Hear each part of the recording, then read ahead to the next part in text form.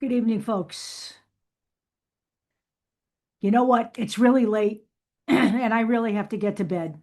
So this may not actually get posted until I go to work tomorrow morning, before I go to work tomorrow morning. But this is what I'm talking about. This embodies everything I've been saying. Okay, so I'm going to play this very short clip and then we're going to talk a little bit. Okay, so hang on for a minute.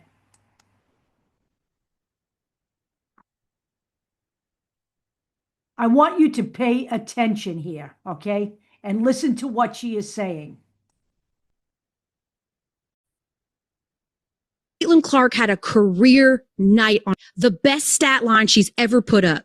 Yeah. For a woman who makes history almost every single time she steps onto the court, and she was still even more exceptional in that game. Mm-hmm. Instead of us talking about that, instead of keeping the main thing, which is how much freaking fun the Fever as a whole are right now, the front headline is a shot of her falling to the ground and looking like a victim.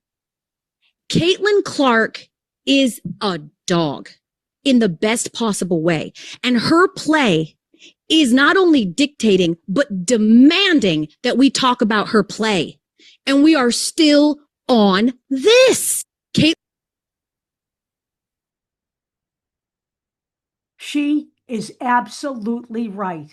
Okay? Absolutely right. We have unarguably the greatest female basketball player on the planet right now in front of us. Okay? And all we can talk about is how she should leave the WNBA. The LPGA is waiting for her. Okay? How she should quit basketball. You know what? I've been saying this from day one.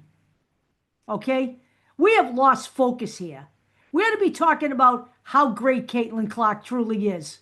How she has revolutionized the women's game. She revolutionized the women's game in college. She is now in the process of revolutionizing the women's game in the pros. Okay?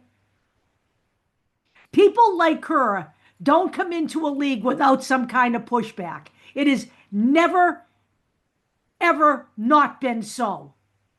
We just seem to forget that. Okay? And we like to make Caitlin Clark a victim.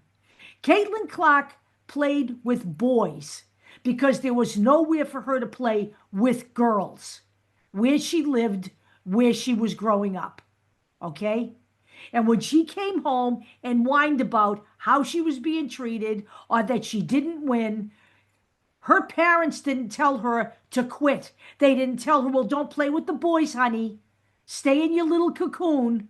Okay? What her mother said to her was, if you want to play with them, you're going to have to figure out how to deal with them and how to win.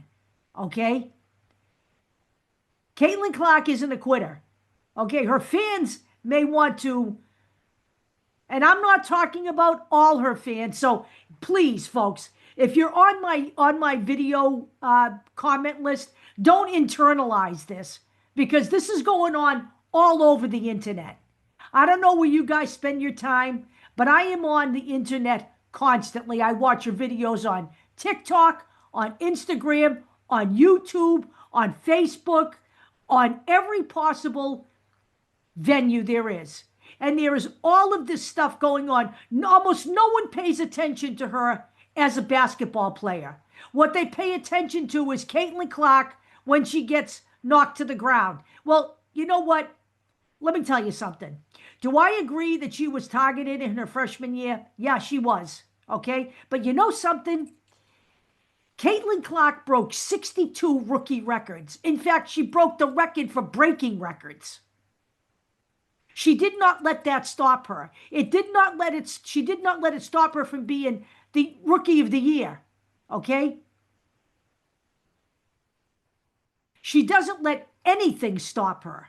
So I don't know why her fans want to try to stop her or why her fans wish for the WNBA to fail.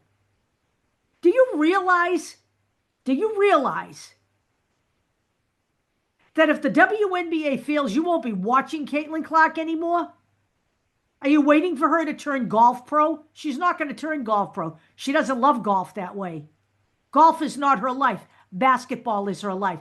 Golf is her way to relax in the off season. She enjoys the challenge it gives her, but it's not what she wants to be. She does not want to be a pro golfer. She doesn't want to be a pro soccer player. And guess what? She could have been playing in the Women's Pro Soccer League, which debuts in 2026. She was that good. She gave up soccer to concentrate on basketball. And yet all everybody wants to do is show pictures of her on the ground. They keep showing the same pictures of her crying. You know what the pictures are from? The pictures are from when she was emotional having lost the NCAA tournament. And then the other picture they constantly show is the one with her with the towel over her head. I was at that game. That happened in TD Garden in Boston.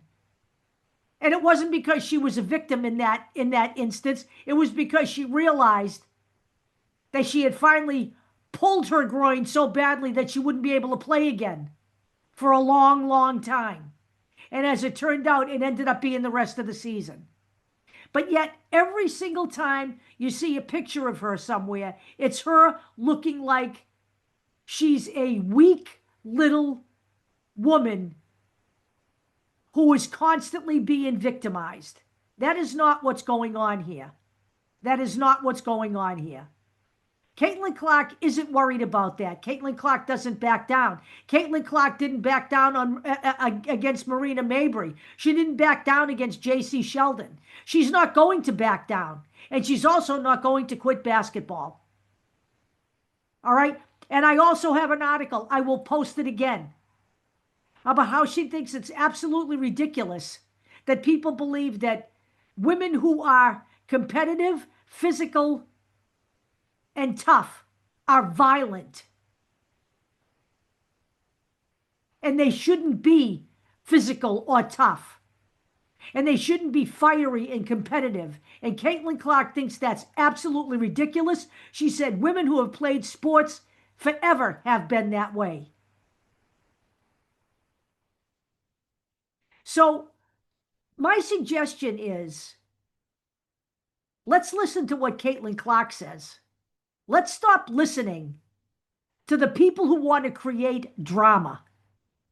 Content creators are usually there to create drama. All right? Because drama is what gets people to hit the button.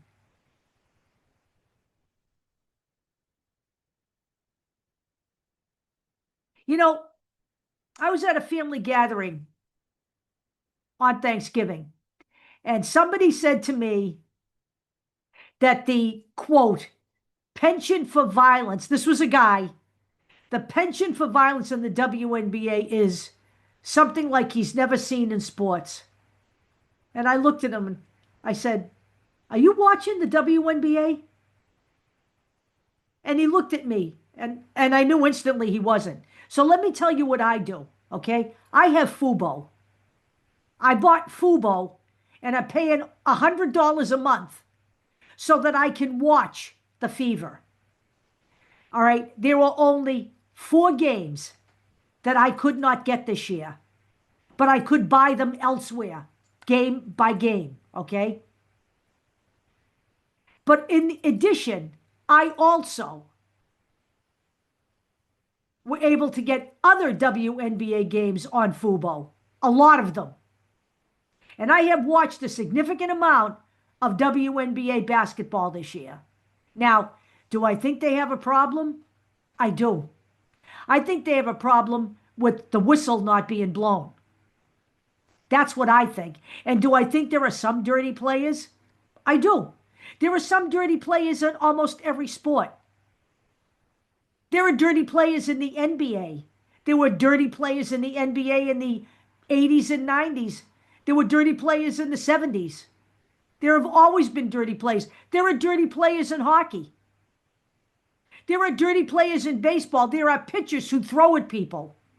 Okay? Pitchers who throw behind the batter. I watched the Big Bad Bruins when I was young.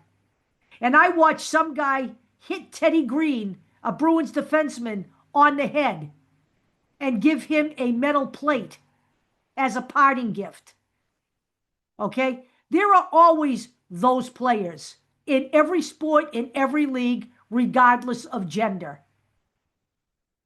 But I watched those WNBA games, and I'm sorry, I didn't see a continual penchant for violence. Even when Sophie Cunningham got injured, and Sophie Cunningham said, "Leave Bria Hartley alone.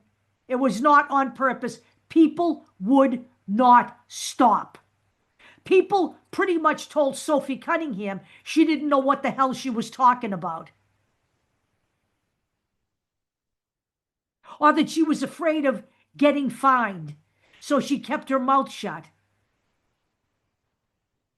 Sophie Cunningham doesn't give a shit about getting fined. And she certainly doesn't keep her mouth shut worrying about that. So I'm going to suggest to you that you need to stop buying into the drama, because I've watched a ton of WNBA basketball this year. And I vehemently disagree with the person who said that to me at Thanksgiving dinner. And I meant it. It's a crock of shit. Now, do I think they have a referee issue? I have said that from the beginning. You blow the whistle consistently.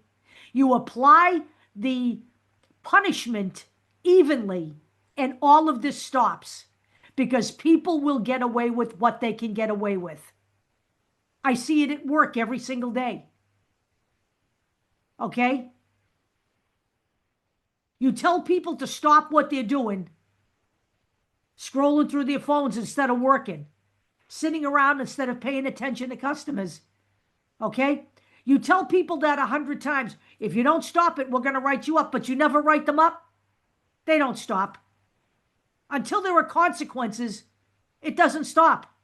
And these are adults. And the same goes for sports. It goes for work, in the work environment. It goes anywhere. It's human nature. People get away with what they can get away with. So the referee issue must be addressed. Okay? And when dirty players do shit like Marina Mabrey did against Caitlin Clark and J.C. Shelton, when those people are thrown out of the game on the night that the event happens, you will see that stop. Because in real sports, you're taught to play defense without doing that kind of shit. And when you do that shit, you get in trouble for it. So until the referee problem is settled, it'll be a problem for the entire league, not just Caitlin Clark. We had at least 4 coaches complaining during the playoffs about the referee situation. So it wasn't just about Caitlin Clark, because she wasn't even on the floor for the playoffs. So please, folks, let's focus on Caitlin Clark, the basketball player, not Caitlin Clark, the perennial victim. She's tough. She wants to be a basketball player. She expects the physicality. She can handle the physicality. If she couldn't, she wouldn't be where she is right now. And I promise you that Caitlin Clark will be in beast mode in 2026. I will talk to you all tomorrow.